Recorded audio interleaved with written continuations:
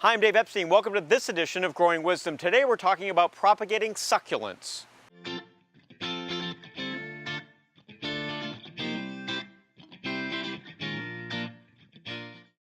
So the succulent world is incredibly large, and I'm here today at Berry's Greenhouses in Natick, Massachusetts, where they are propagating a lot of different succulents. Just look at this table. There's so many different varieties in these little teeny pots. What's interesting about succulents is that when a leaf or a branch or a piece of the plant falls off, very often it will start to root right there on the ground.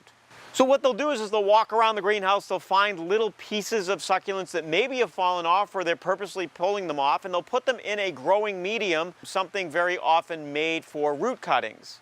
Now, if you're doing this at home, it's quite easy. You can get just a small pot. You could use rooting hormone, or you could just keep that top of the soil evenly moist and place the little piece of plant right on it. So notice, here's the mother plant, here's the little piece that fell off, and you can see it's already starting to put roots out, just sitting right there on the ground. So this type of propagation works for cactuses, for example. It works for many of the other thick succulents. It works for things like your jade tree at home. So if you have a favorite plant that maybe the piece broke off, before you throw it away, just stick it in a little bit of soil, keep that soil from drying out completely, and I'll bet you can get it to root and create a second plant. For Growing Wisdom, I'm Dave Epstein.